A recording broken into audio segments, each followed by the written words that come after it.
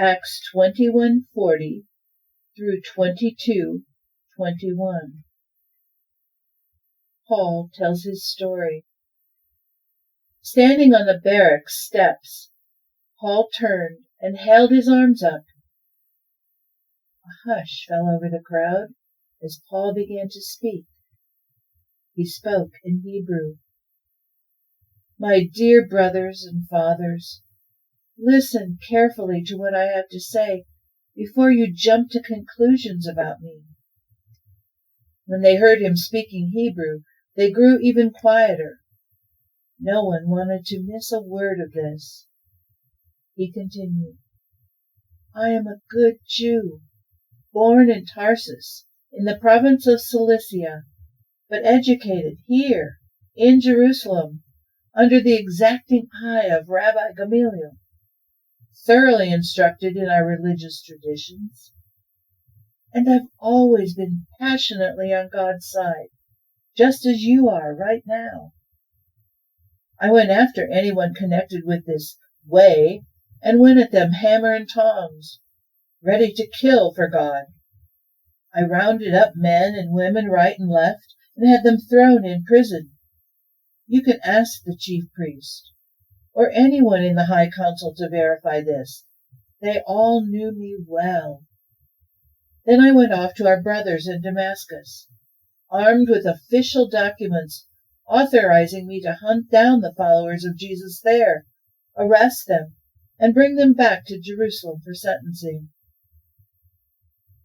As I arrived on the outskirts of Damascus about noon, a blinding light blazed out of the skies, and I fell to the ground, dazed.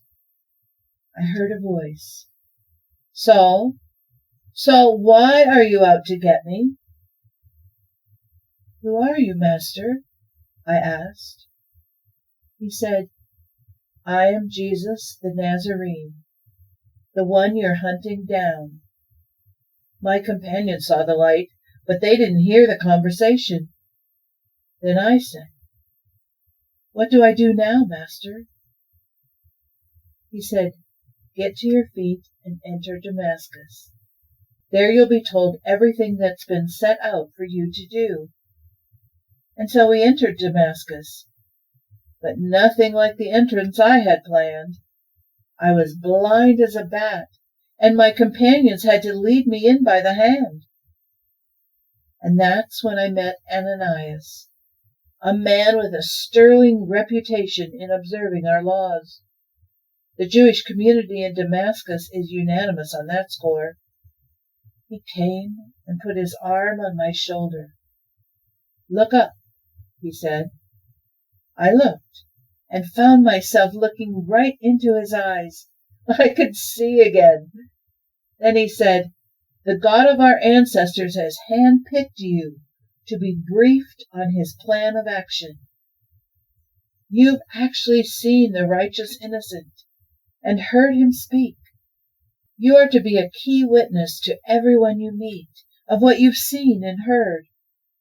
So what are you waiting for? Get up and get yourself baptized, scrubbed clean of those sins, and personally acquainted with God. Well, it happened just as Ananias said. After I was back in Jerusalem and praying one day in the temple, lost in the presence of God, I saw him, saw God's righteous innocent, and heard him say to me, Hurry up, get out of here as quickly as you can. None of the Jews here in Jerusalem are going to accept what you say about me.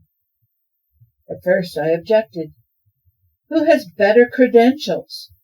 They all know how obsessed I was with hunting out those who believed in you, beating them up in the meeting places and throwing them in jail.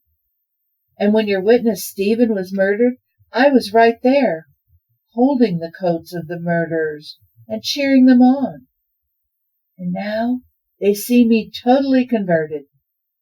What better qualification could I have? But he said, Don't argue. Go. I'm sending you on a long journey to outsider non-Jews.